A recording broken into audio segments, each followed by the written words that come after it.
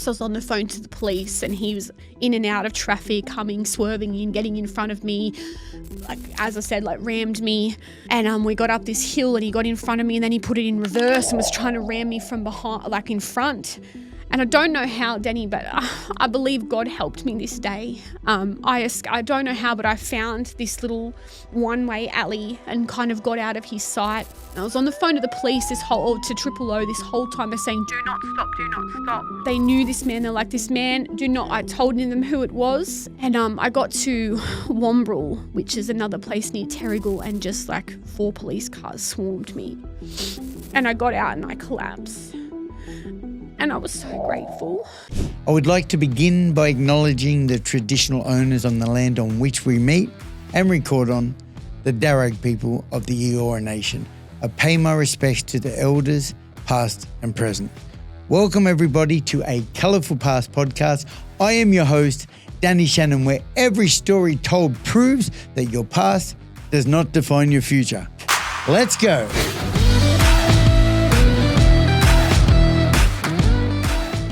Kyra and Zelly from Authentic Counselling Collective. How are you going? I'm very good, Danny. How are you? I'm so good.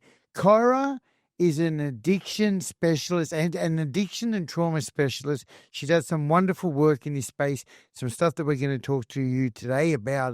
One of the things is called spinal energetics, plus a whole lot of other somatic and holistic kind of work. Is that what you do? I do. Yeah. Anyway, it's how you feeling this morning?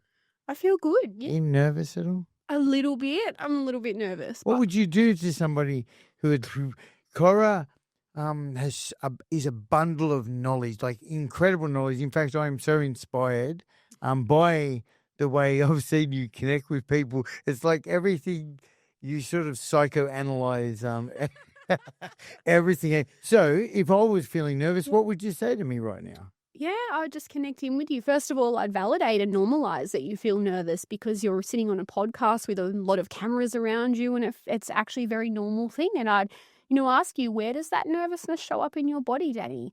What does that nervousness feel like? I'd help you to connect with it. And what does that nervousness need right now from you to be able to kind of regulate? Instead of like pushing it down, we want to connect with it. Look at that. You know what I mean? Settle down. Okay, so can you please, what would it be like for you to take on your own support just there? Like, are you able to hear what you're sharing with me and be able to internalize that for yourself? Oh, you mean like self-regulating?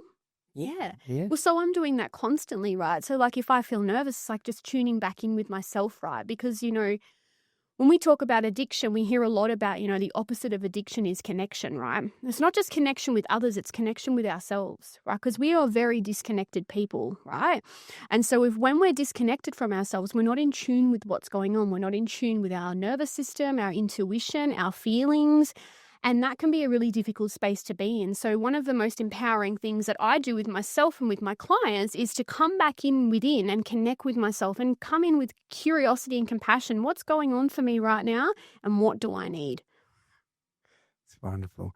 One of the things I'd love to talk to you today about is I think, I've by the way, you have a lived experience, story as well. You spent some time out there in addiction. I did. Traumatic experiences. Yeah, I did. And one of the things that I would love to talk to you today about is, I'm clean and sober quite some time now.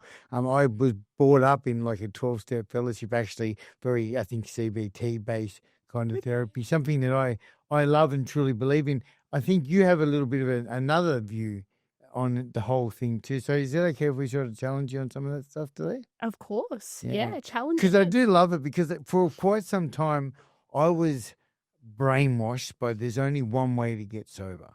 Sure. We've never spoken about this. I'm sharing with you now. Yeah. I don't believe that anymore. In fact, I'm connected with incredible individuals from all around the world who do and somatic work is one of the things that you do, isn't it? Yeah, it is. Does that actually heal addiction, but? So what somatic work can do is what I was just talking about before in terms of addiction is like, what's one of the reasons, Danny, why you would use substances? I can't believe you turned this on me. I'm just asking. Just tell me a couple of the reasons. What were you trying to do? I didn't feel comfortable in my body. Right, in there my it is. skin. All right, there it is. Yeah. Okay. So if you don't feel comfortable, it means your window of tolerance, your capacity to hold space for emotions is really, really low, right? So what somatics can do is help to safely help you feel more comfortable within your body so you can tolerate it and expand your window of tolerance so you can sit with your emotions. And then what don't you need to do? You don't need to use the drugs. Feel exactly. You don't need to escape and avoid. You can hold space for it now.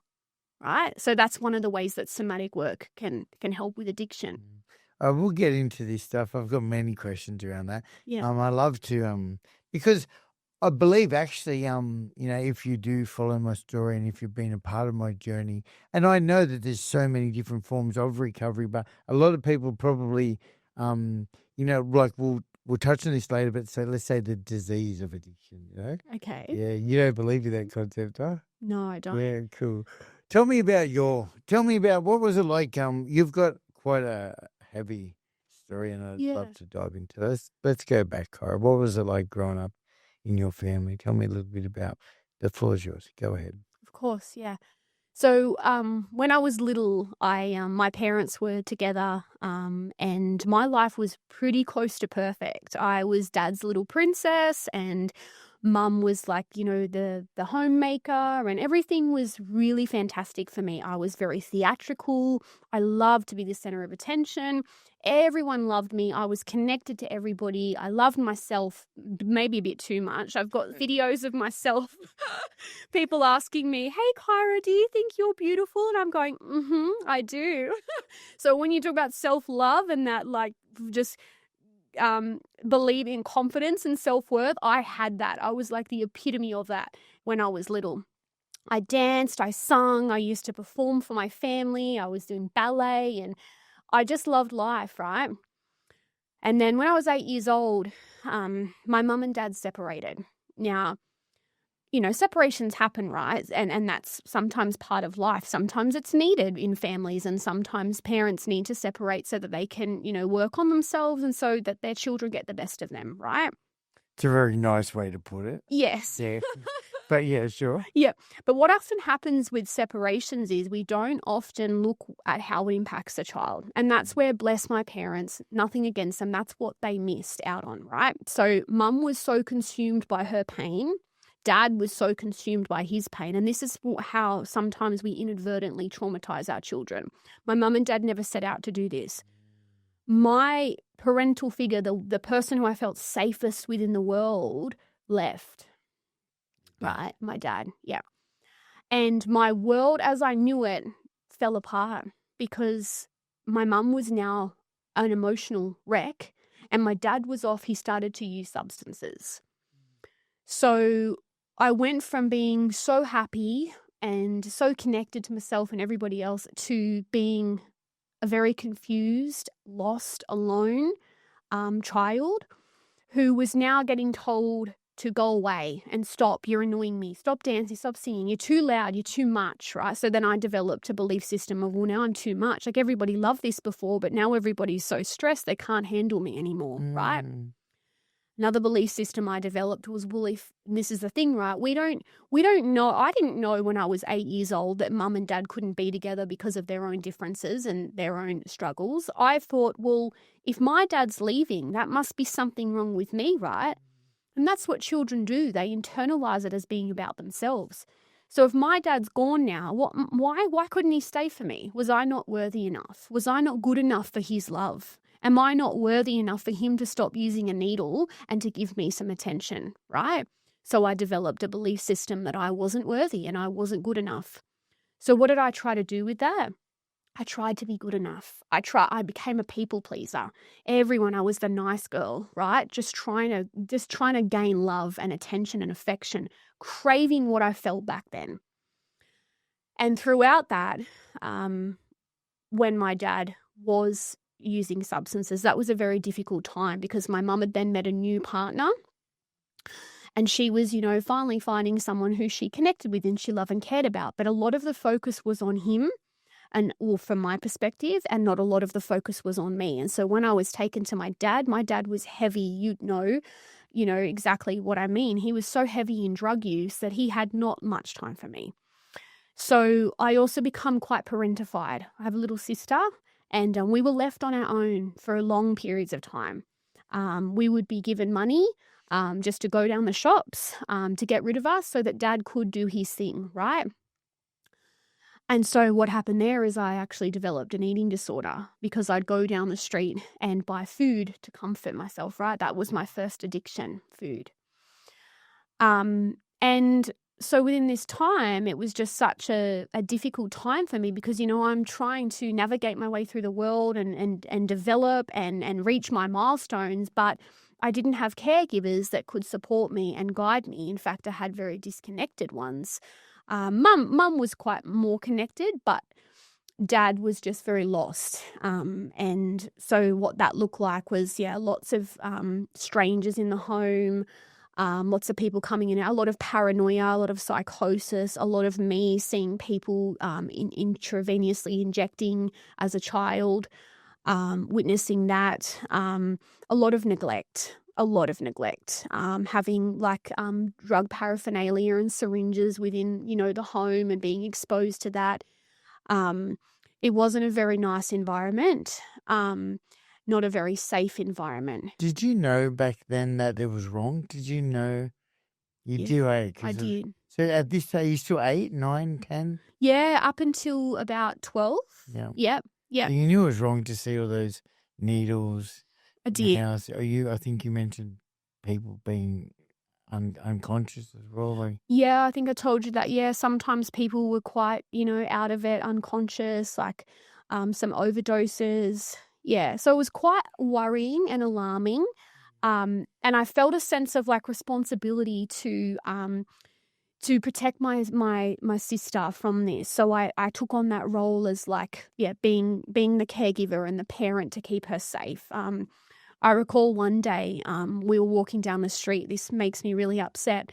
And there was a person in a white van, and he was trying to kidnap us.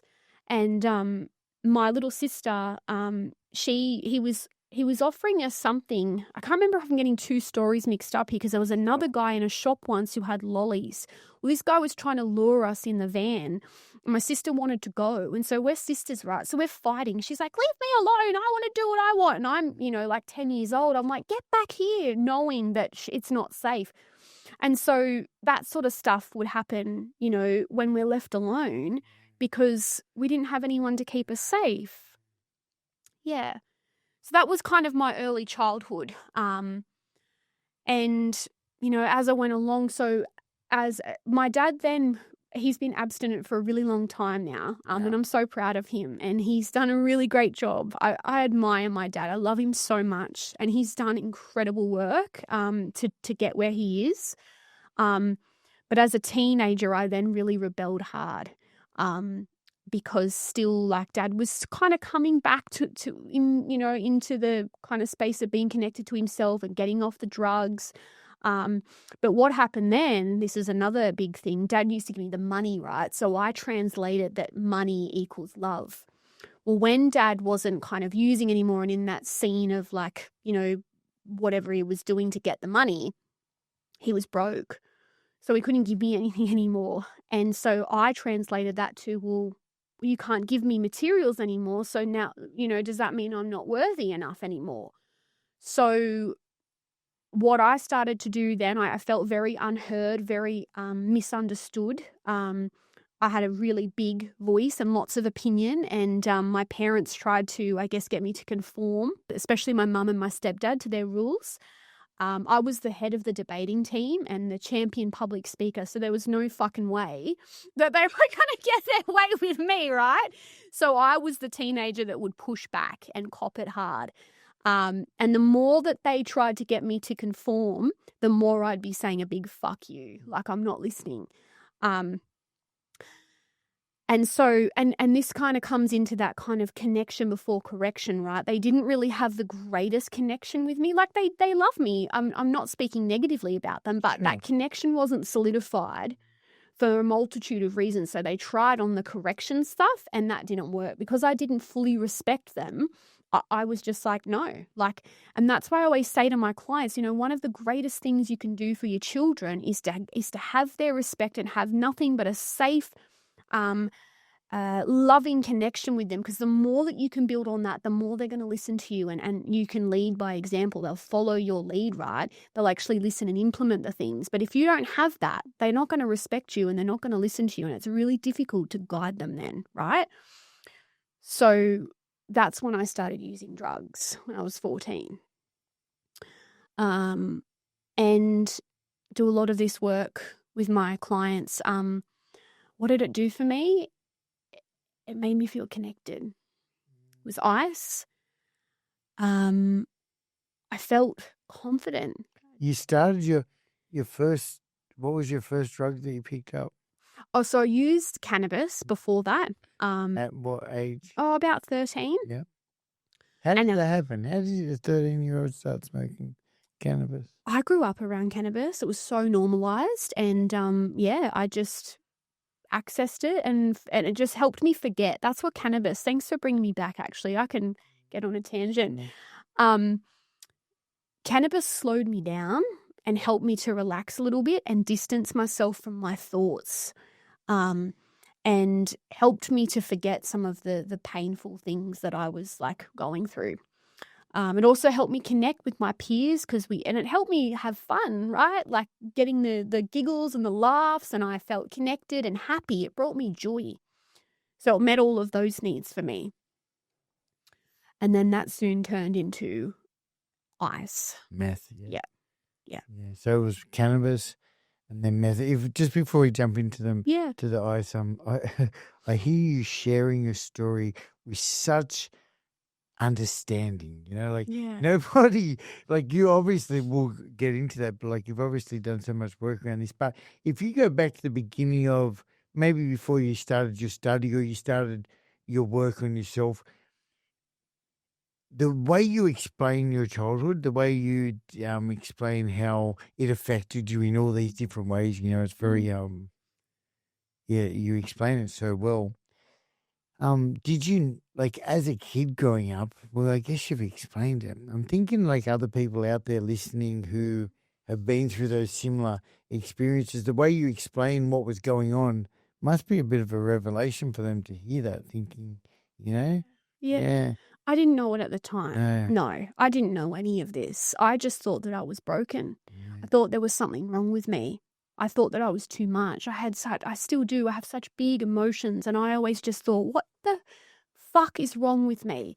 Why am I like this? Why do I act out? Why do I, have so much anger and built up sadness? And why am I always like doing everything for everybody and they're taking advantage of me? And why do I struggle with boundaries? Why am I too nice? Like, it was always like, what's wrong with me? See, just the way you even explain that, you've got such a bundle of knowledge, and this hits me quite hard because you were 8 years old when my daughter's 8. I always talk about Himalaya in every episode. I think, it hits me so hard because at 8 years old, up until that point, you were daddy's queen, you were daddy's girl, and then he picked up the drugs, and you felt like he abandoned you, and I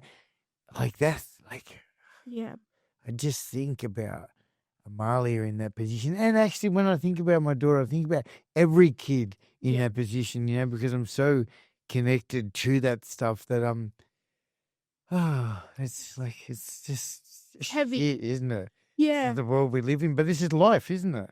It is, yeah. And that's the thing too, when I talk about trauma, trauma's not necessarily about what happened to you, but it's more about what happened inside as a result, right?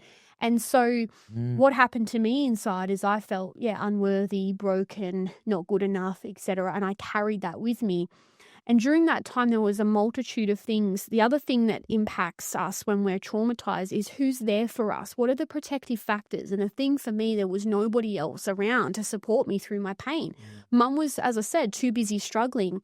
When I was screaming and crying for Dad to come back, Mum was thinking fucking hallelujah, because she finally got rid of someone who was causing her pain. But she didn't, bless her soul, she just didn't have the capacity at the time to turn to me and say, darling, are you okay? I'm so sorry. She just didn't know how to do that. And that's I'm going into parenting now, and I do this a lot with I want to for a moment. Okay. I want to, like, if another parent, I've got to say this, Yeah. excuse me, Kyra, if another parent's going through this right now, okay, listen to the effect that this has having on that little kid. What would you say to that parent right now? Okay, so the greatest thing we can do for our children when they're struggling is to sit with them in the pain. Be there for them. Sometimes we can't help traumatizing things that happen, right? Sometimes they're beyond our control. Yeah. But it's so powerful to be able to sit with the child and say, you know what, darling? I know it's hard.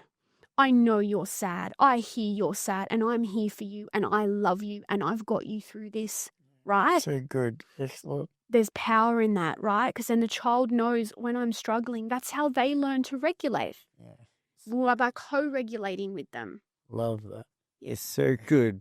Yeah, I think it's really important that we try and educate, because we don't know what we don't know, and this is a situation that might be smacking people in the face right now. And, like, if I can just add to that, like, if you're on it, if you're on, like you mentioned your dad, all of a sudden he went from this loving dad to being absent because he was chasing the drugs. And I know there's many people out there in the same position. And in fact, it makes me angry when I think about it. But if you are in that position, and again, it's life, I understand, would it just be trying to take some time off your selfishness from abusing drugs and just sit with your kid for a little bit? Yeah, but I would also say a little bit deeper than that. Please, go deep. Is for anybody listening to try and look at what that substance is doing for you. What is it? Are you trying to escape your pain? Trying to fix them now. Because they've got to work on themselves, right? So they can be there for their children. Okay. They can't be there for their children unless they work on themselves. So parents, the greatest gift that you can give your children is your own happiness. And why do I say that? Because if there's something going on internally with you, you can't show up with the greatest capacity to your children, right? And if say, for instance, I have an unresolved mental health issue and I'm really depressed and feeling quite low, so I'm disconnected from my child then, right? My child's not going to go, oh, mum's depressed, that's why she can't connect with me. My child's going to go, my mum doesn't like me because she doesn't hang out with me. She doesn't have time for me, right? So that's the key. So if anyone's using substances, we don't want to judge ourselves. So we want to hold accountability, but we don't want to judge ourselves because we're going to keep ourselves in the threat response. Any substance user I know, they already fucking judge themselves enough and they cop enough judgment from society. So I would encourage, flip the script here, right? Come in with compassion and love. What is this doing for me? How is this helping me, right? Because drugs are always a solution to a problem, right?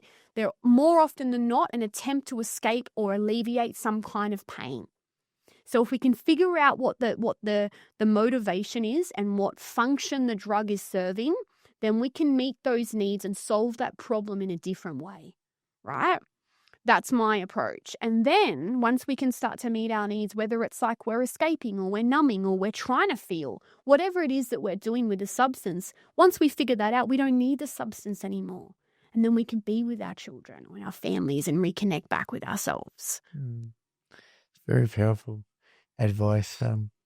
You pick up meth at 14. Yeah.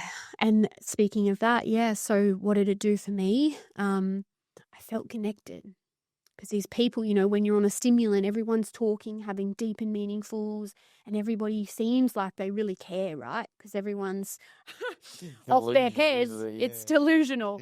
Yeah. So everyone's, off their heads and thinking that the world's so great and we're having all these big, powerful connection and feeling a sense of purpose and belonging, right, within these, because I'm also helping people as well. And we're all kind of on this similar journey, all these lost children all connected together. What lost children? Who else was that?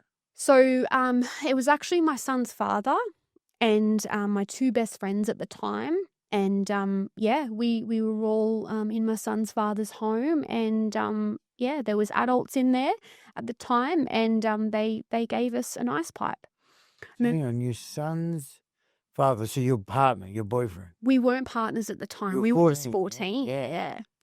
40. Was he older than you, was he? He was about 15, 16. Okay. Yep. Yeah, so I remember the first time And I'm the biggest ditz. The first time I smoked, and I shouldn't have I got burnt and I shouldn't have gone back. You know how when you say that, what's that saying? You touch the stove and you learn you got burnt, you don't go back. Yeah. I got burnt because You went back, yeah. with the pipe, I actually put my hands around it where like everyone had the lighter on for like the past 5 minutes. And so I touched it like that and it's it's not scalded, like Really? it's all over my finger. Yeah. It's off my finger. God, it hurt. And I was actually like really taken back. I was like, oh my God. But you know, you're really off your face on stimulants. So you just don't really care. You just kind of move on with it. And from there, I just felt I loved it. I really loved it. I love it. It helped me forget as well. Yeah. Look, it's one of the things I've hit the feedback I hear about meth is like it's that euphoric feeling, like everything feels okay. You feel connected. Yeah. Um, But I wasn't, right? It was fake. It was all fake, of course. It was a facade. And yeah, this feels like this feels heavy for me because I disconnected from myself, right? Because I was always like up here, like on the go. I wasn't grounded. I wasn't connected with myself. I was actually trying to escape from my feelings and my emotions. Because Dad wasn't there anymore, giving it to the love. Well, yeah. Well, actually, at this point, he kind of was. Okay. But as a teenager, like he was, but he wasn't. He started to come back. But Oh, yes, you mentioned I that. struggled a lot with Mum during this time because Mum was trying to get me to conform and listen to her. And as I said, I was like, screw you, Mum, I'm not listening. And so I basically just disconnected from the family unit, and I feel terrible for this. But I remember it was Christmas, and I was supposed to get all of my family Christmas presents, and I was off my head at the time. And instead of buying them all Christmas presents, I spent that money on meth because I was 15 by this stage, and I started to get this is terrible, but I started to get living away from home allowance because I told Centrelink that I was living away from home. Yeah. Probably I remember that. it was a little loophole. Yeah. I was living away from home a lot. Probably one night a week I'd go home. Anyway, I remember spending all of my pay on meth just constantly. And I remember I got ripped off by this guy. This was a traumatic time for me, Dan, because a lot of people took advantage of me. Like, I have a very kind heart, I'm very compassionate. A lot of the time I think back and I think, yes, my morals swayed a little bit in my addiction, but I always stayed true to who I was. I always stayed in integrity, right? For the majority of the time. Apart from these times where I spent all my money on drugs instead of Christmas presents for my family. But the reason why is because I lent somebody money and then he ripped me off and he never came back and gave me the money. So then I kind of flipped it around on my family and said, yous are all cunts to me anyway, so yous can get fucked, and I didn't get you any Christmas presents. That's terrible. Yeah, no, so you turned it on So I turned it on there. because you felt the guilt or Yeah. shame of not being. Exactly. And I didn't want to feel that, right? So and that's what we do a lot, don't we? We project because it feels too uncomfortable. How do we do that? It's like blaming somebody else for your mistakes, isn't it? Exactly. Well, because it feels shame and guilt are awful feelings to sit with, right? We don't want to feel that. We're Yeah. reactive. I used to do it to my mum and to my family. And, you know, they say what's that saying about like you hurt the ones you love? Yeah. Yeah, it's kind of similar because we feel, because they're the first ones, I guess. We feel comfortable abusing them. It's not nice. There's also something when you talk about that around like, so you know how when children have meltdowns, or we do like, hurt the ones we love. It's often because if our child is having a meltdown with us, and I say this to parents a lot and they're like, oh, great. It's often because that child feels safe enough to express everything to them and to fall apart, right? Yeah. But it's actually the children who don't fall apart and have meltdowns in front of their parents that I worry about more because they're bottling it all up, right? Makes sense. Yeah. So that's an interesting one. Excuse me, Kyra. So you're on the meth. I know I keep taking. You've got this thing here. You've got this thing because you're so passionate about your work. Everything becomes, you psychoanalyze every single thing, which is wonderful. Which is exactly, this is Well, I'm a flowing. psychotherapist. So. Yeah, this is flowing so lovely. So let me take you back because I know it gets real messy. So all right, if you're on the pipe, you're in dangerous positions in houses. Yeah, I'm just going anywhere I could to follow the pipe, right? I'm just let the pipe. Yeah. The dream. Yeah. The pipe dream. No, that's okay. And I'm just connecting with lots of people who are doing lots of negative things to me. Well, then I got with Caleb's father. We got together. And in my wisdom, I don't share this much, but I'm going to share it. We decided that we'd have a child. As you do when you're... Did you think like it was going to stop you using drugs? No. So I was 16, and this is the thing with me when I stop. I can just stop, right? People always say to Kyra, did you go to rehab? Did you go to detox? Did you do this, connect AA, NA? No, nothing. I just set my mind to it, and it's kind of miraculous, actually. So I decided in my wisdom, because remember the main reason why I wanted to use, we're going to go back to that, is I'm wanting connection. So what's going to give me connection? A baby. That's what I wanted. Of course, yeah. And this is the wrong reason, right? But this makes me tear up. I wanted a baby because I wanted somebody to love, to give all the love that I gave to everybody else, and I wanted something to love me back, right? So I decided that I'd have a baby at 16. But I stopped. I stopped using meth. I stopped using cannabis. I stopped smoking. I was a smoker as well.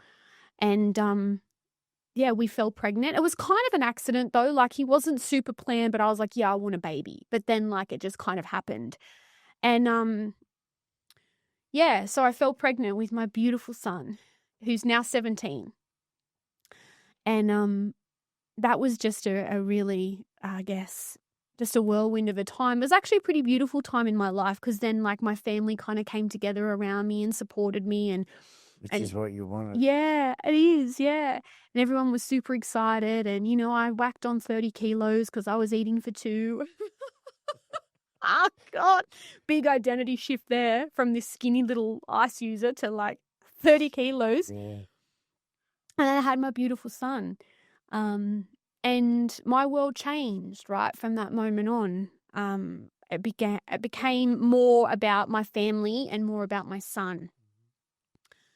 And so for the first year, I would say that I was quite, well, look, I made some silly mistakes, like with my son. Like, for instance, this is a bit graphic, but, when women have babies, sometimes they tear, right? And so I decided in my wisdom, as I was 17 by then, that I would stop drinking so that when I passed urine, it wouldn't sting. So therefore, I never produced milk, so I couldn't feed him. So like, these are some of the things, right, that were happening for me as a young mum, like all of these struggles. So I did my best, but I made a lot of mistakes because I was just uneducated, right?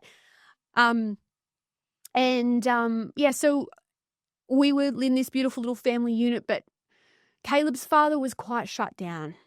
And he wasn't in his masculine. He didn't want to kind of work hard. He wasn't motivated to do better for our family unit. And I became very judgmental and critical of that and started really criticizing him about that and started to fight him around, you need to stand up for your family. You need to be a man and provide for us. And that was my traditional viewpoint, right? And that just kind of didn't go very well. And so we broke up when Caleb was 2.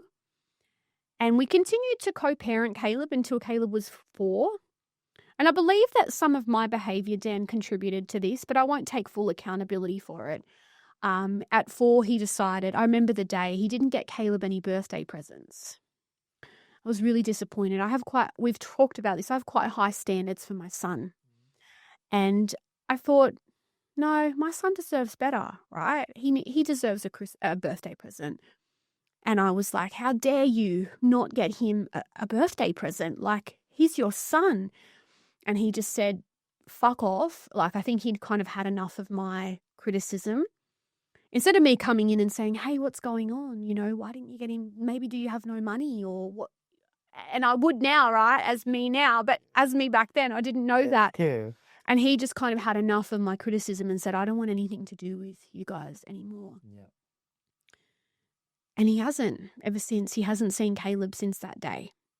So that was very devastating to me because my whole mission was to help him become a better father, right? And I know the importance of family and connection, especially a father with a son. And I tried really hard for years and years and years to reconnect them, but really I was just fighting an endless battle. So what I did there was I just helped my son understand that's the best of my ability that, mate, this was not about you. And he was sad, Dan, because my son would come to me and he would say, I'm his boy. Why would he leave me? Right? Same as me. I knew that pain and it really hurt me. And I just did my best to comfort him through that pain and support him. But I know that he's probably got some underlying issues from that. And I've tried to nurture him and support him through that. But that will be his journey, right? That will be his path if he wants to look at how that's impacted him. I'm not going to force that upon him. But that was a very rough time because then I became a single mother. And now the responsibility for this child, I didn't have anybody now to help me. It was just all on me.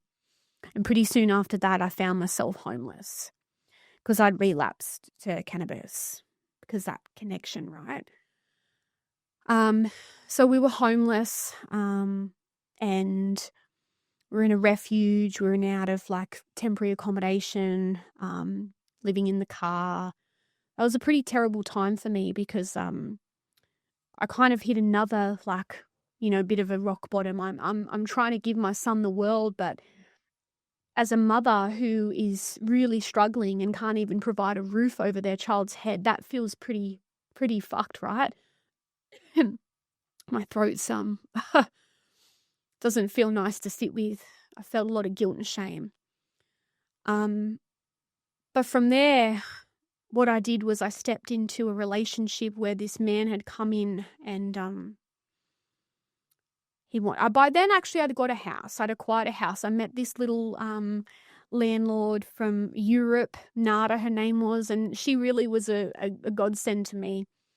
And she, beautiful lady, she tried her best, right? She was like a little grandmother. I didn't have a good any major connection with my most of my grandparents. So yeah, she kind of felt like a little grandmother. She put me up in this little house and started to get my shit together. And then I met a man, and he kind of came in and was that person that I was looking for. He wanted to support me, right? He wanted to help me with my son. He developed a good relationship with my son. But the way that he was supporting me was through drug dealing. And So financially, yeah. Remember that wound of mine around money equals love? Yeah, well, that's where this showed up. And we were together for a couple of months, and I felt like he was, part of this. I felt like he was trying to help me, right, to kind of build a better life for me and my son. So I had a lot of respect and gratitude towards this man. And one day I got a phone call from his friends saying that he was being arrested. And actually, I just go back a little bit. That was actually one of the happiest times of my life when I finally met this man and felt so cared for. So my world shattered. That was so traumatic for me. I was just a mess. And it turns out, just to kind of go forward, he was in prison for 6 years for commercial supply of methamphetamine. There was actually a strike force, is that the word? Undercover operation. Was listening to his calls and monitoring him and following him for the entire duration. But I felt guilty. I didn't ask him to do it, right? But in some way I felt like, well, he did this to help me as well. So I stayed with him throughout that period. And this is where it got really messy. It was a very controlling, violent, toxic relationship.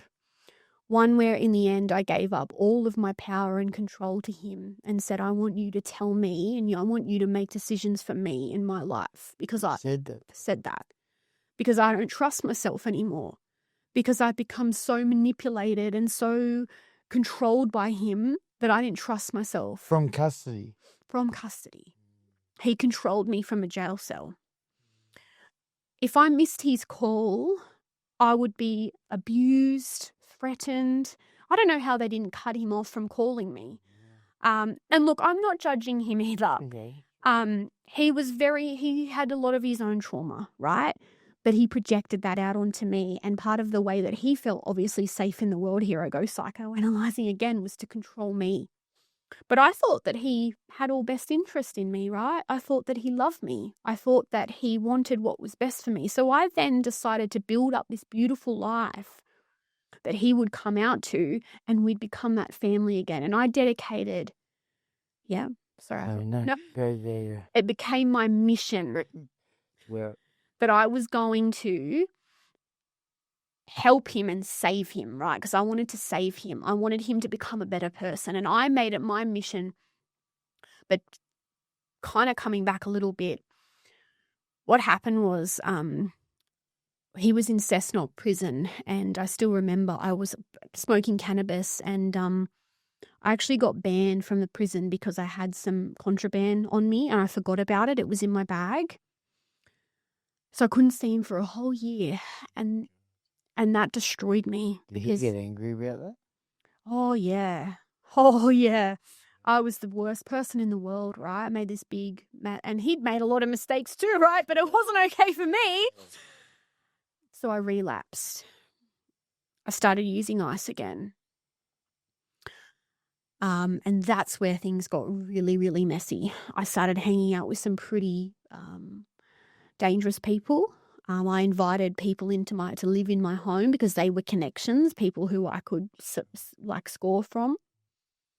I connected to people who would just take advantage of me. I started to connect in with the people who were like the middlemen, who knew all of the dealers in the area. And then for the next 18 months, my life was just a whirlwind of like escape, right? Because I couldn't sit with that feeling, right? I couldn't sit with that feeling of not connecting to this man. Another thing about me, I had a strong, anxious attachment to this man, right? Because he met those needs that way back then when I was little were unmet. So he gave me that money, he gave me that love, he gave me that sense of security, and I desperately wanted it again. So I could not sit with those feelings of not being able to connect with him. And what I learned was, well, then I'll go back to, not consciously though, I didn't do this consciously, I just went back to ice because I wanted to escape. And so fast forward a little while, 18 months or so, when I decided this was a miracle, right? This is a miracle to me. And I believe in God. I never used to, but I do now. Nada, the landlord, came back into my life, right? I always believe everything happens for a reason. And she had this house on the Central Coast, and she said to me that she wanted me to move in. And I decided, you know what? Yeah, I'm going to go. I need to leave. I was living in the Hunter Valley, a place called Cessnock at the time, which is a pretty high rate of crime and drug abuse there. Mm-hmm. And I moved to the Central Coast, and I literally what I did was I went to the top of a mountain, Mount Bimbadeen is what it was called, and I took my little sunglasses case with me that had my crack pipe and all of my contrabands, like paraphernalia stuff. What? My little pipe kit. Crack kit. My crack kit. And I fucking hurled it to the wind and when I'm done with this, I can't do it anymore. Because by this, I'd kind of hit rock bottom. I'd cut off all of my positive connections. I was just, I was a mess. I was like. How long has he been in custody? He's still in jail? He's still in custody, yeah.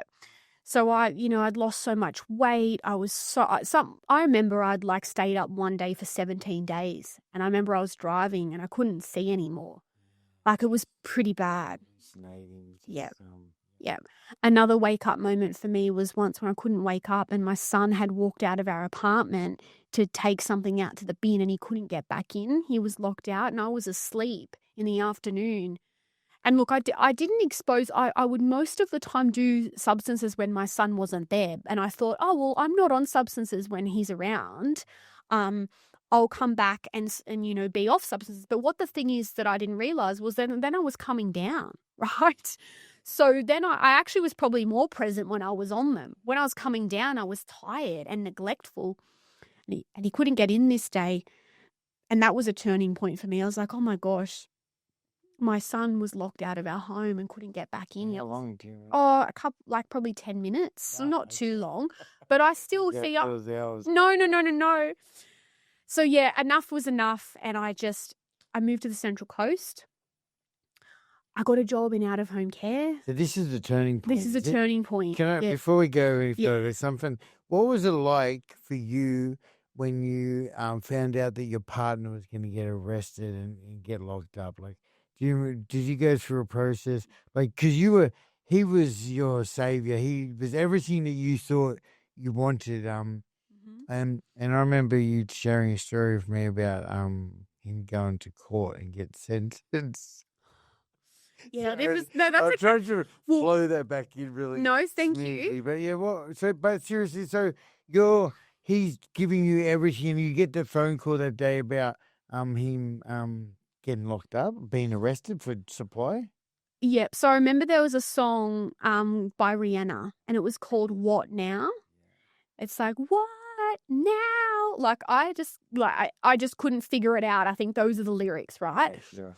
And that was how I felt like at the time. I was screaming to the walls. I was like, why? Like, what else could go wrong? Like, what's going to happen now? Like, that kind of vibe. I just felt like, could anything worse? You know, all of these things have happened in my life. Now, finally, I got this good person and he's been taken away from me. That's how I felt. I felt abandoned again. So the day he got locked up in the court, or maybe it was the prison truck story I was trying to bring up. Take us back to the day in court, sentencing day, was it? Yeah, so I was this little resourceful person who got hookups with all the best solicitors and barristers, and I became his advocate, right? I used all of my knowledge and wisdom to help connect my Very mission. smart. You're a smart chick. Yeah, thanks, Danny. And I made it my mission to connect with these people to actually get him out of there. Well, I went to the courthouse. I was dressed up. I was there. I was polished. I was thinking, yep, he's coming out soon. Because by this time, by sentencing, it had already been 2 years. He'd been in there for quite a while. On remand. On remand, yep. And then from there, they said it's going to be another 4. So he'd already served 2, and he was getting 6 in total. I feel my body kind of wanting to collapse when I think about that, right?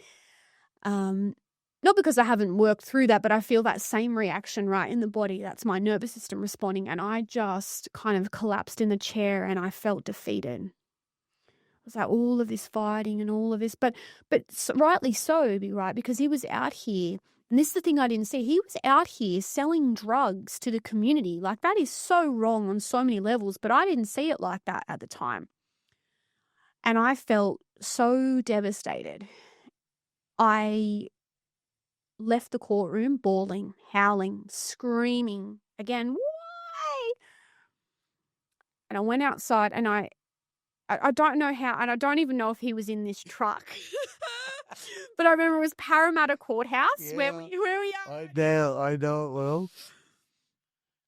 And I fucking chased that truck. The prison truck come out the... Yeah, what happened? You chased the prison truck? I chased the prison truck. I don't know what came over me. I was just chasing the truck to try and get in despair. Bless you. Yeah, I just chased it because I was trying to get him back. I don't know what I was thinking, Jenny. Oh, please come back. I've sat in those prison trucks many times, and all we're doing is looking out the window, and it's almost like we think the people can see it, but he probably was watching you screaming, running up the road. How embarrassing. I know, how embarrassing. And one of the things I always do, it's really weird, and I think everyone has done some time, when we see a prison truck, and especially if the window's wide down there, I try and I always try and, because we're watching always, because what else you got to do is look out the fucking window at this world. Nobody can hear you. Nobody can see you. It's all, but so I always try and acknowledge the boys in the band. But I'm just thinking back to what he would have seen you running up the road. And that's how I saw him too, right, Danny? Yeah. I saw him as someone who needed help. And this is a part of the transition for me, is that I needed to learn how to channel that ability to see all the good in everybody. Because when I was seeing all the good in everybody, I was kind of clouded by the wrong they were doing. Yeah, sure. So not only were they fucking me over, but they were also continuing to fuck themselves over because I was an enabler. And this is where I've kind of transmuted this energy around not enabling and not holding so much compassion that like you let your boundaries down, right? So then it kind of became my mission to build myself up. And so then I started working. Is this okay now to go into the transition? Yeah, sure. Before we go, yeah. Before we do that, I'd just love to express, because I know we're going to shift to, well, basically where you turned your story around. I'd just love to take a moment to say thank you so much to our sponsors who allow me to sit here with you today and hear your incredible story, Kyra. Rewire and Realign Rehabilitation Centre up there in Bundoora, Victoria, down there in Bundoora, Victoria. They actually do some modalities very similar to the work that you do. They do breath work with my good mate Gaz Wright. Absolutely. On a Wednesday evening, they run the Hour of Power with Danny Shannon. That's me. They also do yoga, Pilates, Reiki. They do kinesiology, and also they have at least 3 trauma sessions with probably someone like yourself on a weekly basis too. So that's Rewire, Realign. And the feedback that I hear from the boys and the girls that go through that program is always they talk about the stuff. And I mean, we build relationships with the people that help us heal as well, and something. And also a big shout out to Gross Gyms up there in Bundaberg too, the mental health gym, and probably most importantly, he's a fellow by the name of Georgie. His sister helped fund this podcast, and she lost him to addiction. And this podcast is in the memory of all of our other lost brothers and sisters to addiction. Thank you for just allowing me to slip a little shout out to those places. You mentioned a time where you started to do things differently. Yeah. Let's go from there. Yeah, so I decided, but this was all coming still from a place of woundedness. I had to get my shit together so that I could still save this man, right?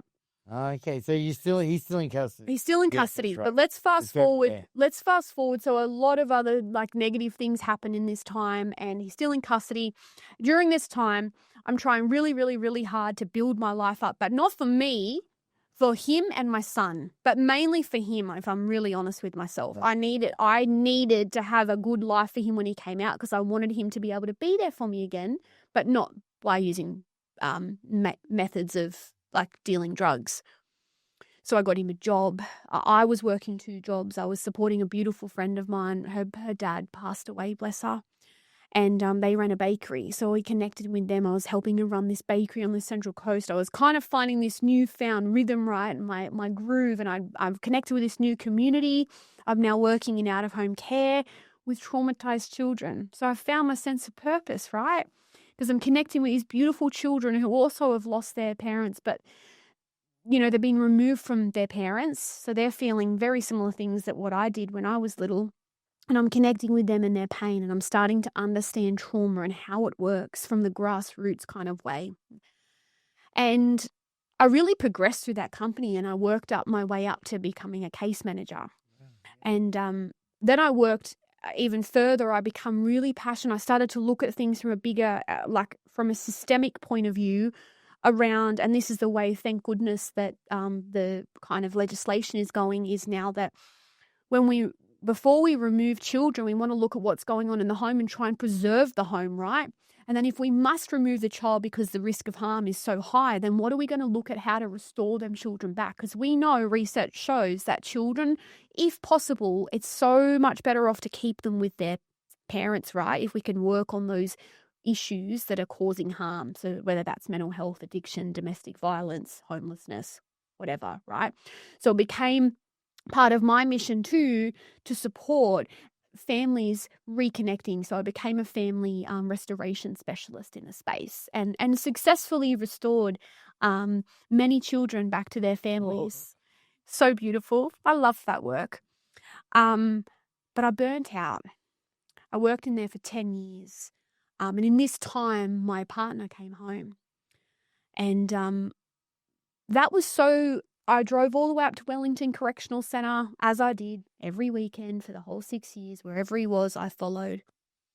And brought him home, and it was like a magical time for me. I was so happy, and my son was so happy because my son had a father figure too, right? That was all I wanted for him. And I remember, I didn't understand the gravity of his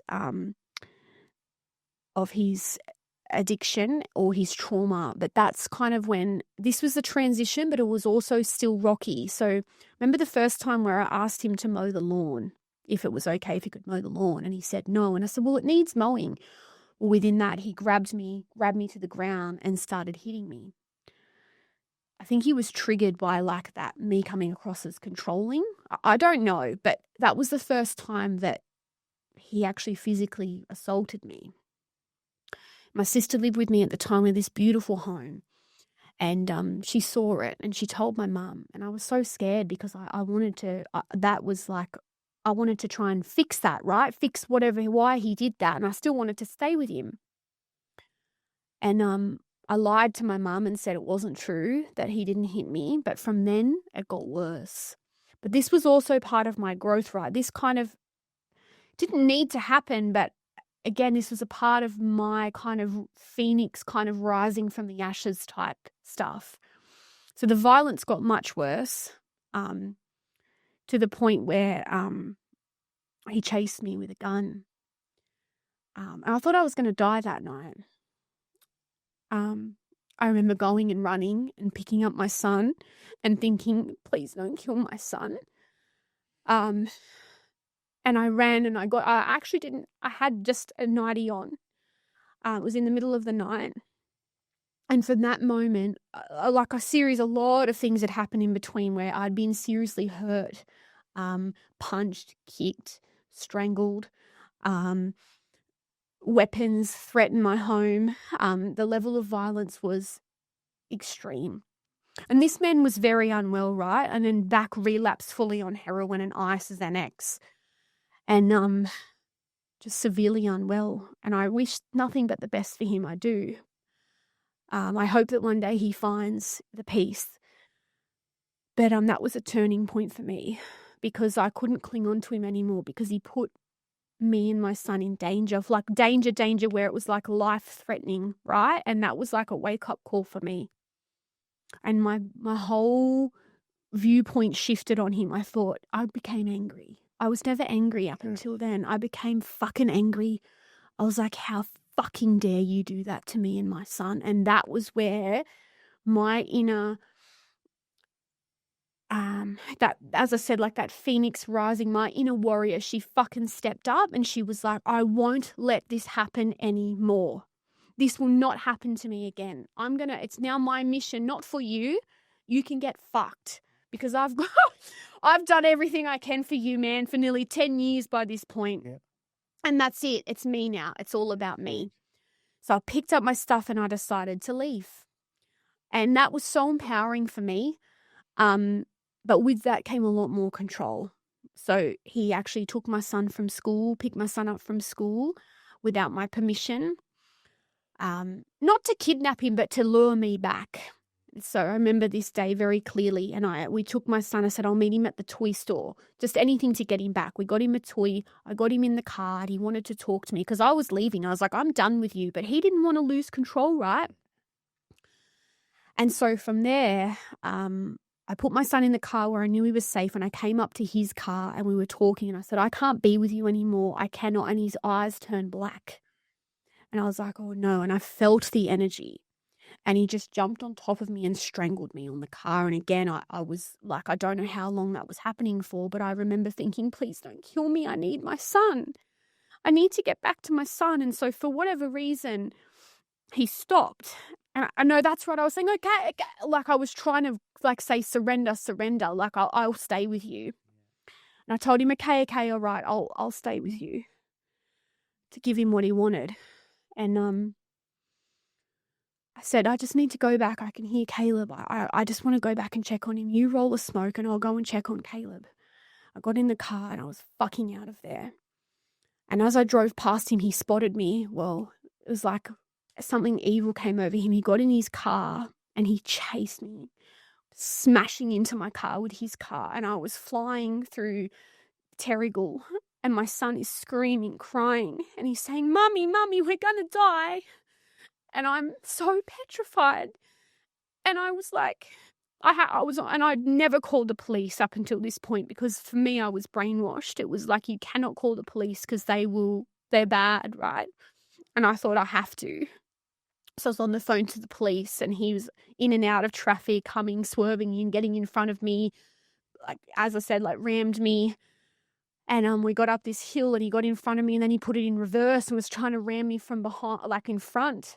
And I don't know how, Denny, but I believe God helped me this day. I don't know how, but I found this little one-way alley and kind of got out of his sight. And I was on the phone to the police to Triple O this whole time. They're saying, "Do not stop, do not stop." And they're telling you, "Do not stop, do not stop." They knew this man. They're like, "This man, do not." I told them who it was.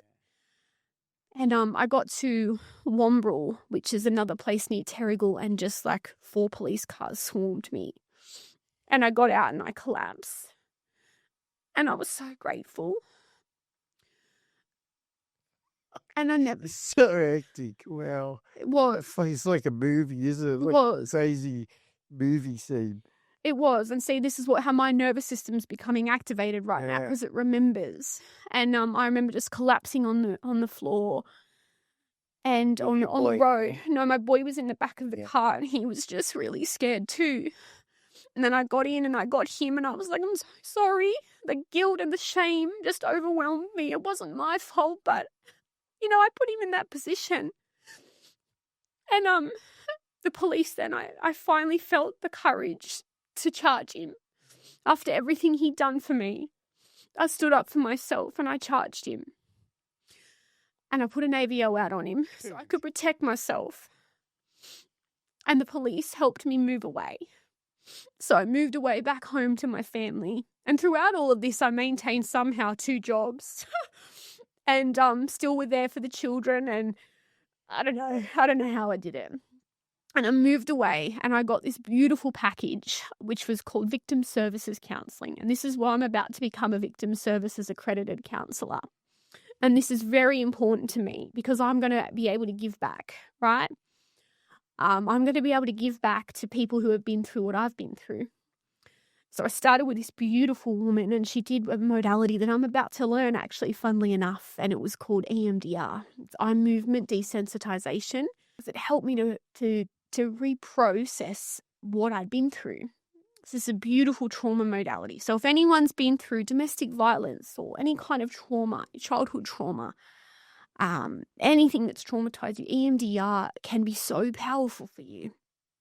Because what it helped me do was reprocess those memories through bilateral movement. Don't ask me fully how it works, because I haven't learned it yet. It's about the only thing you don't know. I do know that through bilateral stimulation, it helps to reprocess these memories and desensitize you to the memories, right? And you bring your distress levels from, like, whatever they are. It's the whole aim of EMDR is to bring that distress down, so your nervous system no longer becomes reactive. Mm-hmm. So, for instance, if I saw a needle, I become activated. Mm-hmm. If I saw a gun on a movie, I become activated, right? I didn't want to live like that anymore. I didn't want to live in that space. So I became really passionate about working on myself. And then from there, I started to lean into breathwork and Reiki, and just continue to work with psychologists and therapists on myself. And kind of fast forward this big, long journey of working on myself, I'm really a passionate advocate that therapists need to do the work on themselves first, because there's a lot of people who step into the space, right? They're wounded. They're wanting to save the world and help others because they know how it feels to struggle, and I do too. But I knew that I couldn't help to support others if I hadn't worked on myself first. I needed to work on my own wounds. And so I continued. I then started working in as a behaviour therapist in NDIS. And I didn't really like that because I didn't have that lived experience with disability. I loved the clients, but it wasn't my passion, right? So then I went back to, by this stage, I'd done my bachelor's degree in human services. Yeah, I was going to ask, like, while we're on that, just tell me about what qualifications do you have? Yeah. You've got quite a few. I'd love to hear that. Yeah, so I started off, I was working still at Alambi. I started off just doing, actually, I did my mental health certificate as I was still high on ice. So it's the So that was four? certificate 4. Yeah. Yeah. Then when I got to Alambi and I was abstinent, I did my community services diploma. I think you've got that too. Yeah, yeah, I've got certificate 4 and diploma. Yeah, yeah. And then from there, Alambi brought out this beautiful initiative where they offered their staff to do the degree in human service, a bachelor's degree. So I did that really. That's university. University, yeah. And that was a really beautiful time for me because I found a new partner at that time and he was not violent. We had our differences, but I started to feel stronger, right? And my relationship choices were becoming much wiser. And the people that were around me actually wanted to see me succeed and they wanted to support me with that. And he did. He tried really hard. He was actually integral to like supporting me within my master's degree because from there, from my bachelor's degree, I then went and did like behavior therapy training because a beautiful friend of mine, she passed away of cancer. And I've got a tattoo, her initial on my arm. This is a lotus flower over the initials of my violent ex because I'm very spiritual, Danny. And a lotus flower represents rising up from the mud in the pond and coming out as the most beautiful flower, right? And that was what my life was like at the time. I was rising. But she died and I couldn't work there anymore. I couldn't also work in the systemic stuff of like out-of-home care, child protection. It wore me down. So I took a bit of a spell, become a behavior therapist, but it wasn't my passion. I thought, you know what? I want to become a therapist. This is what lights me up. I've understood my pain. I've understood what's going on for me. I've worked on healing my pain. I've done somatic therapy, inner child therapy. These are all the therapies, by the way, that I offer to my clients. Everything that I've done on myself. So are these through what degree? Is this through your masters that you've learned all this? Well, no, these are just more, yes. So fast forward a little bit, I then started working in drug and alcohol. And that's what lit me up. That's what I'm passionate about. So I left behavior support. And by this stage, I'd started my master's. And I started working in an outreach program, which would go out. And it was funded by New South Wales Health. It was an NGO. And we'd go out to the homes of parents with children under 11 and work with them working in addiction. So, yeah, it was beautiful. I loved it. And I just noticed in my body that I was like, wow, I connect with these people. These are the people I want to work with. What lights you up, eh? It lights me up. Yeah. So everything, they say passion, so really extreme passion. I've heard from you all day. Yeah. You know? Yeah. And it's because what I learned in my own journey is that substance users get so much stigma, so much judgment, so much shame. You're a junkie, you're scum, you're a crackhead, look at you, you're fucked. That's how our society looks at these people. These people are traumatized. Research shows that 95%, I don't know if that figure's right, but up there in the 90s, 95% of people who use substances have significant trauma, right? They say, yeah. They're in pain, they're struggling. They don't need our judgment. They don't need our ridicule. They don't need the stigma placed on them. So for anyone listening who's struggling with addiction, I want you to know that I see you. And I understand you. Well, maybe not to the depths of what you've been through, but I understand how that feels to be stigmatized. And I'm here as well to be a person who steps forward and to teach that person and to teach society that what these people need is love and compassion and connection. And that then become part of my, I guess, drive in life. My passion is that's what I want to bring to the world, right? I want to help people work through their trauma and their pain, to help process that trauma so they don't have to feel stuck anymore, to then work on their addictions, to empower them to kind of step in, just as I did, right? So I completed my master's then as I was working in psychotherapy and counselling. And that was a beautiful time for me. That actually only happened last year. Congratulations. It's so crazy, to think, that... Yeah, you've got so much backing behind you, but what I'm hearing is just really the passion behind it, isn't it? It's your own lived experience. Of course, you've got the qualifications, and obviously through your language that you use, you've learned so much along that, because there's so much more to you that we still haven't even covered yet. Yeah. So from there, like I'm a real like fast person, like even at the gym, like I want to get shit done, right? Like everywhere I want to get it done. Like I'm trying to learn as well to just slow and steady. But this lit me up, right? So I was like, right, I'm going to look into all of the most innovative, because look, I'm going to speak a bit out of school here. Sorry to any therapists who are listening. I don't like CBT. This is what you were talking about before, right? Because my point is... You don't like CBT? No. Look, I think it's good for helping people understand how their emotions are impacted by their thoughts and how that impacts their behaviour, right? But it doesn't help with trauma. And most of us are traumatized, right? It makes sense, because for me, is it right? Like CBT is like me working on now. It's on a lot of it, is the current like behavioral activation and, cognitive diffusion and challenging your thoughts. But how can you challenge someone's thoughts if someone's like, I'm not good enough, right? For me, right? You're going to challenge that for me. But I'm traumatized from when I'm a 7-year-old, 8-year-old little girl when my dad left me. You tell me, to try and challenge my thought that I'm not good enough. No, I've got that belief system hardwired within me, right? From way back then. So I'm not going to sit in the here and now. What do I need to do? I'm going to go back and work on that little girl, because that's where the belief system started, and I'm going to heal her through inner child work and somatic work. I'm going to work on your triggers. What are the things that make you feel not good enough when someone leaves? All right, rejection's your trigger. Let's work on that. That's the way that I like to work, getting to the core and the heart of the matter. Because if CBT worked, we wouldn't be in a mental health crisis, right? We wouldn't have so much addiction. But if more of us, and more of us are stepping out and working with inner child work, somatic work, spinal energetics, different, EMDR, deep brain reorienting, all of these things that work with the nervous system and the brain and working with trauma on a physiological level, if more of us kind of did that, we have more positive outcomes. Right? It really is extreme new age work too, isn't it? It feels like when I'm hearing you say that, because you and I, we've spoken a little bit about the way I work and what I do with individuals, and mine's very just frontline, work on the here and now, and it's what works for me. Yeah. And I share what works for me, and of course people can benefit from that. It's not everybody, because I can't fix your trauma. I'm more about working on the now, but your work is quite extreme. And on that note too, I met you. This is how I came about. This is how Kyra got onto the show.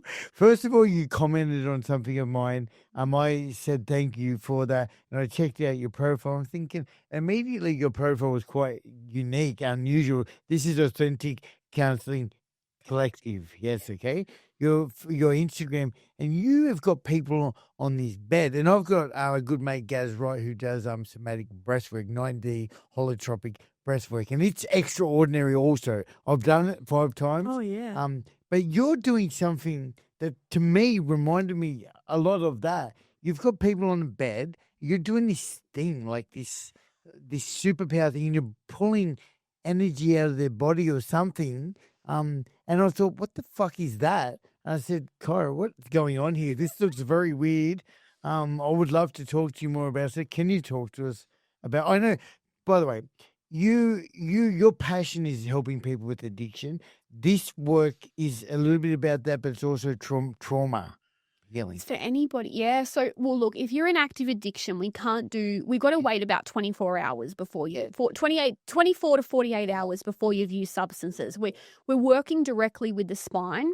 We're working directly with the nervous system. So this is another side. I've done the training with Dr. Sarah Jane in Melbourne. She's a chiropractor. She's the founder of Spinal Energetics, right? She is a chiropractor. She's also a psychologist. She's studying, I think, sorry, Sarah, if you're listening, Chinese medicine. Yeah, shout out to Sarah. Yeah. Sarah, because I know you've mentioned Sarah a couple of times. Yeah. She's incredible. She's like, her wisdom is through the roof.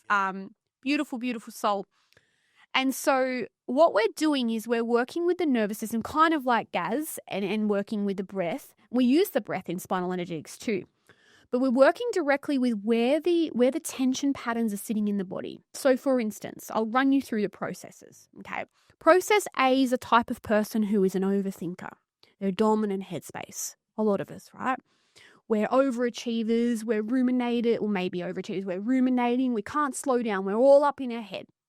That's a process A. You might get headaches, you might be struggling with insomnia, you might have like issues with your vision, things like that. Process B in spinal energetics is like the throat space. This is a type of person who struggles to speak up, struggles with self-expression, struggles to voice their desires and their wishes. They might have issues with nasal issues in the throat. They might have cough, any type of issues around the throat. Process C is the heart center. This is a type of person who might have a lot of grief, a lot of sadness, maybe a lot of relationship difficulties, maybe a lot of loss. They're carrying a lot of emotional pain in their heart. They might have back issues, heart issues, pain across this area. That's that process. Process D is the solar plexus. So in the stomach, this is all about like an lack of like confidence, like lack of self-worth, an internal state of an untrusting internal state, not knowing kind of how to navigate like their internal world. Maybe, as I said, like carrying a lot of shame, carrying a lot of guilt, lack of confidence, that type of stuff, not kind of knowing how to show up for themselves. Where are we up to? Process, that was D. That was D, yeah. E is a untrusting external state. So this is a little bit lower in the sacral chakra. This is that sense of safety in the world, right? Because down there is where like kind of the base near the root chakra as well. This is that sense of like the lack of external safety. So you might have like lower back issues. You might have infertility issues or not infertility, sorry, like reproductive issues. Yeah. Surely Same. those sound similar. Yep. They might, have like lower stomach issues. Then the last one is our process F. That's a fearful and anxious state. That's down in the root chakra. They again might have like sciatica pain. They might have issues down in the lower back too, maybe up in the legs, in the hips as well, the hip space. Again, so I'm talking about physical and emotional here, right? Like, by the way, like as you described each, what do you call them? Sections? Processes. I guess people must need to work on multiple as well. It's not sometimes, yeah, exactly. I kind of went through the processes, So except for the fertility one, because but yeah, so it's all right, sure. Yeah, and so what we do is we assess the person who's coming for spinal energetics and we look at where that person is holding those tension patterns. And then what we do is we access that point on the body and we open it up and we work through the layers. This is the weird shit. Yeah. This is so you're doing some kind of thing? Like how are you feeling? What do you mean access? So we're just checking for resonance, right, where we can feel resonance in the body. So that might, say for instance, this is not a process, but say for instance I'm feeling here, I might feel like a little bit of pressure or I might feel a little bit of buzzing or I might feel the body move a little bit. And that's like a little welcome from the body. The body's saying, yep, you can come in here. There's tension in here. I'll like the body's saying, yep, come in. And so then we access it and we kind of make a sound. That's that sound. And then we pull through the layers. So there's different layers in spinal energetics. So we're working on the physical layer. Then we're working on the mental layer. Then we're working in the emotional layer. And then we're working in the spiritual layer and the soul layer. Right? So then we're going to find out where the resonance is in the layer. And I could talk about this for hours on a separate podcast. I'll just be quick. And then we access that point in whatever layer, and then we send the energy through the chakra system. And I know this sounds very woo-woo and spiritual, but we're just working with chakras here, right? So we send the energy back through there, and then what we do is we take energy from where there's richness. So say, for instance, someone's got a really shut down heart, right? And they're trying to protect themselves, and there's like a lot of stagnation there, but they're all up in their head. They can't stop thinking and they're wired and tired and ruminating.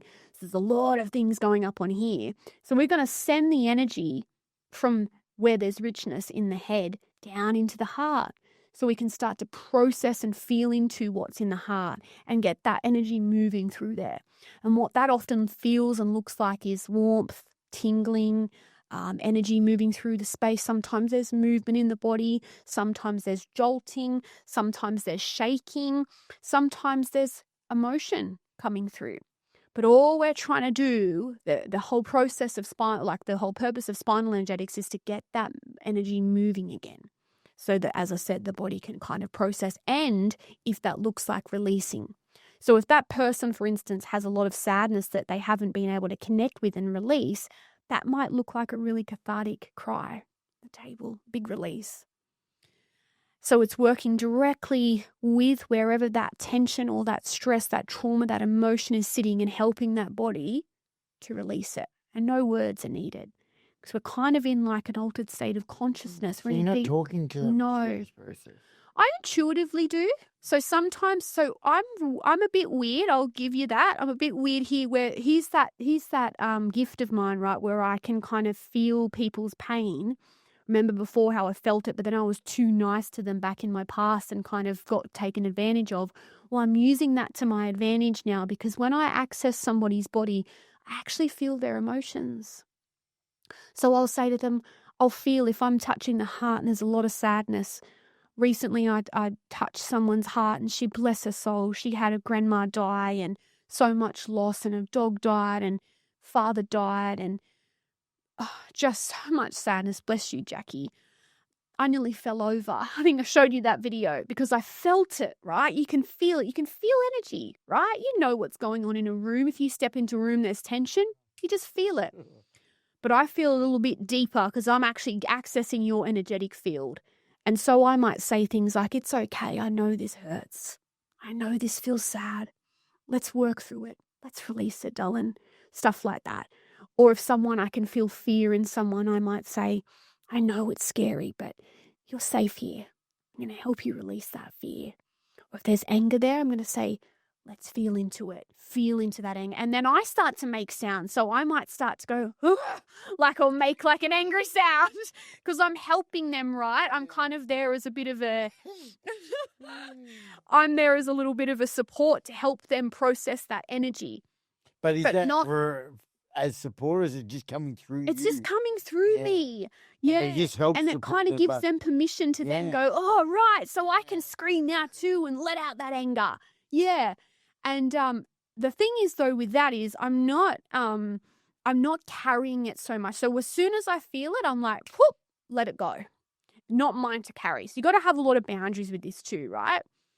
And actually, most recently, I've been actually connecting to people's loved ones, like past loved ones, which I didn't mean to do. It's just this emerging kind of thing that's coming through. So that's, watch this space. Yeah. That's so interesting because you wouldn't believe it, but I am surrounded by, and even like I'm surrounded by that collective conscious people for some reason at the moment. Wow. It's like, and here we are discussing it too. By the way, we're going to be doing some spinal energetics this afternoon. We are. And I will. Well, I'm interested to see because I can't let this opportunity go by. We've got you here. Yep. I need you just spinal energetics. You need you to fix me. Well, no, it's not about fixing you, Danny. It's about you tapping into your body's own innate intelligence to be able to process and heal whatever's stored in there. Well, you mentioned pulling from the deep. Did you say deep? And so you're using other parts of the body to heal other parts of the body? No. So I'm helping your body. So what happens when trauma occurs inside the body, right? Just let me break this down for you. Break it down. Break it down, girl. What happens is it's in the nervous system. That's why we're working with the nervous system. So when we go into, say, for instance, I had something traumatizing happen to me this morning. I'd go into, my amygdala would fire off. I'd go into fight or flight. My prefrontal cortex would shut down because I'm now in my limbic system and I'm in my survival brain, right? Yeah. I'm operating now. I need to either fight, run, freeze, or fawn. Or if none of those are available to me, I'll just dissociate and leave the building, right? This is not a thought process. And this is why, again, I don't like CBT. Trauma and adverse events are not thoughts. They are not on a cognitive level. They're on a felt level. So this is why I like working with those modalities, because we carry that. So when something traumatizing happens as well, like immediately your eyes will orient to the threat. So if you're about to get mugged, your eyes are going boom, straight to the threat. Your neck muscles then will tense up, right? Because you're going straight into like it's a tent. Shock will come through your system immediately. And the brain stem's activated. And there's a whole series of things that happen. Adrenaline then starts pumping through because we need to be in fight or flight mode, right? Cortisol, the stress hormone, comes pumping out again through the stomach. The heart rate increases. The blood pressure increases. All of this stuff happens not in the brain, but also in the body, and it's all connected. If we don't process that, okay, say for instance, that traumatic event that happened to me this morning where I nearly got mugged. That did not happen. This is hypothetically, right? If I just go on living my life, or what might have happened is I might have fear stuck inside of me, right? Because boom, immediately that happened, the shock came through, then the affect, which is the emotion, right, came through. If I don't process that, that's going to get stuck inside. That doesn't just go shoom and leave. I'm carrying it within me because my body hasn't been able to process and complete the cycle. And that's like, that's why somatics can be really helpful, because what is a really profound way to support, and we see this in breath work too, that's why people shake, because they're literally trying to shake off trauma. There's energy, right? That's sitting in the system. We're trying to shake it out. That's one of the ways that I could tap into your body's innate intelligence to heal. I'm going to remind your body that it's okay. It's safe to release this, because we need safety first before we're going to go back and work on trauma, right? It's safe enough to feel this now. Your body can connect into whatever it is that you're wanting to heal. And your body knows, because your body's really intelligent. Everybody's body is so intelligent, and they know. And then we're going to, whatever that looks like, we're going to help to release that. And that's what I mean. Kyra, you are a bundle of knowledge, and I'm really, I hear you talking about all the, the frontal lobe and all the stuff, like I've shared this with you, and I'm in awe of that stuff. I don't know. I could never learn all that stuff. Yeah, I mean, I probably could, but I don't. I just do my thing. But like to hear your understanding and your passion for addiction and healing trauma, it gives me so much hope for people. Like I've got many clients who need you.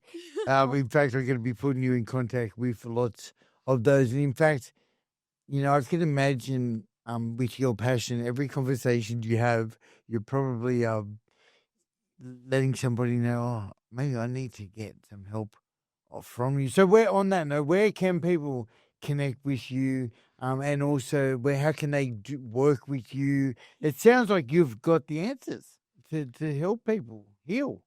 Well, yeah, just kind of not all the answers, but I've kind of developed this really unique way of working with people that is very successful, and people do, we have huge shifts and huge transformations, and people overcome their addictions and they heal from their traumas, and it's fucking liberating, isn't it? Because they don't have to live in that wounded space anymore. And that's what I love, right? Because you work in the light, right? You don't want to touch the darkness, and I understand. That's who you are. That's perfect, though, for where you're at. Yes, it is. But I work with the darkness so we can illuminate the light, right? I work with people's shadows. I love that, right? I'm good at it. And I know how to help them to get there, right? And not from a place of ego, but that's just part of, like, I'm not saying I'm the best and I'm so great at it, but it is a skill of mine that I've really fine-tuned, and I've got it kind of not mastered, but I really know how to support people through that. So I think if I have those skills and I have that ability, and I can hold space in those areas, that's life-changing. We can support people in the greater collective to heal properly, because it's also so it's disheartening when you're sitting in therapy and you're just working on cravings and urges and, just exercise and relapse prevention, and you still can't kick it. Well, I'm the girl that you can come to if you still can't kick it, right? Love it. Because I'll get to the core of the why, Yes. and we'll work on that. Authentic Counselling Collective. Yes, yeah. And I'm on Instagram. There's a website. I'm on Facebook. Yeah. Kyra, I don't want to put you on the spot, but I'm going to put you on the spot. All right. There's one thing you mentioned to me earlier, and it's about becoming the best. In, tell me what's your vision? What's your belief? Let's embrace it. Take it away. Seriously, like, where do you see this all going? Not so much the best. I'm mindful because, just before we go into this, I've done a lot of spiritual work on myself. I'm also a psychedelic assisted therapist. Oh, we didn't touch on that. Shit. But briefly, there's a lot of research on psychedelics, right? Yeah. And being supportive for trauma. Funnily enough, MDMA is now legalized in Australia for treatment-resistant trauma. By the way, this almost goes, going back to my recovery model, total abstinence. I'm not suggesting that isn't total abstinence, but for me, that isn't total abstinence. It goes against everything that I've, not so much that I've learned, because today I'm so much more open-minded. And I have done breathwork, and I do believe breathwork releases some DMT. But but I'm fascinated and interested to hear from somebody who had a heavy addiction, who's healed through it, through different modalities, and you believe in psychedelics. You believe as a healing. And I've met clients who have done psilocybin that's therapy, mushroom. and they're sober and they're clean and they're living the dream. So, all right, go. Let's touch on that before we wrap up, because we can't miss this. This is part of you. Okay. So once you cleared the mud, right, you got to work on yourself before you get to psychedelics. Once you've worked through the mud, then you can kind of step into an elevated consciousness. That's what psychedelics do, right? They help us to elevate our consciousness. And so do spinal energetics. Psychedelics, I think, for me personally, just go a little bit deeper, but, each to their own. So MDMA is legalized for treatment-resistant PTSD. Why? Because it's an empathogen, and it helps us quite heart-opening, right? You know how if you're on MDMA and everything's love, right? I remember the days. It's been a while, but sure. So when we're traumatized, we put up walls and we're operating from a place of fear, but the opposite of that is love, right? So when we connect in with that space, we can be more compassionate, more open, and our walls drop. So being able to kind of go within from that place of compassion, we become more open, and that creates a space for healing, right? Psilocybin has become legalized in Australia for treatment-resistant depression. And the reason for that is because it's really, really powerful. You speak of neuroplasticity. It's got amazing effects for neuroplasticity. So for people with depression, bless them, life feels hard and you're stuck and you've got no motivation and it's heavy and you can't see a way out. You're struggling to learn new ways of coping because everything's too much. My belief with psilocybin is, and this is a somatic kind of approach, and I believe that depression is a direct result of suppression, right? The meaning of depression means to suppress, to push down. If we've learned as a coping mechanism all our life to suppress our emotions, that's depressing because we're holding them all in. Of course, we're going to be low motivated and we're not going to, we're going to feel sad and heavy because we're carrying around so much shit. Psilocybin not only works with helping us to kind of understand ourselves and to understand our emotions and with that neuroplasticity, but they're also super somatic. So they can also help you to release as well and to connect back in with your feelings and to process them. So that's another powerful tool. And then we've got ibogaine. He's a root bark. He's from Africa. I say he because I have such respect and reverence for the plants. They're all master healers. He works really well with addiction. So research it, guys. Ibogaine, iboga. Again, you've got to go with reputable places. Like I wouldn't, do your research. Go to places that actually are reputable because these can also be dangerous. And we don't want to just be going to any old place. You want to make sure, and I'm happy if anybody is interested in this stuff to look into it to help people navigate where to go. I sat with iboga, life-changing, beautiful with trauma because it's a root bark, right? Brings you back into yourself, understanding yourself, and to be able to step forward into that new way of being. Such a spiritual journey that one was. That's crazy. So anyway, the moral of this story is that, again, this has helped me to elevate further. So to the point now where I'm no longer operating from this wounded, dark, energetic space. I'm love. I'm open. I'm just living my best life. I'm not, my healing journey will be forever unfolding, me right? too. Yeah, I'm always going to be, but I'm finally living from a place of alignment. And I'm finally sitting in a place where I can now work and support others because I understand myself so much better from that place, like of going within. And psychedelics have been a part of that. Kyra and Zelly, you are absolutely incredible. What an amazing story. Thank you so much for sharing your passion here today. I think it's been very, very, very informative, actually. Yeah, thanks. I know that people are going to want to, talk to you. Yeah. Just as a side note, I'm actually not practicing. I'm a qualified psychedelic assisted therapist, and where I work, I also work, guys, for New South Wales Health and Drug and Alcohol Clinical Services. Authentic Counselling Collective is my business. You've got to keep going on. Yeah. I'm not actually practicing as a psychedelic. That's just a qualification of mine, and I want to step into that in the future. But yeah, I appreciate that, Dan. Just thank you so much for coming on the show. You're welcome. Guys, again, I'd love to say thank you so much to Rewire and Realign Rehabilitation Centre up there in Bundoora, Victoria, for your wonderful sponsorship and support of the show. Gross Gyms up there in Bundaberg, and of course in loving memory of Georgie and all of our other lost brothers and sisters. Again, Kyra, it's been an absolute pleasure. Guys, that's another episode of A Colourful Past Podcast. We'll see you next week.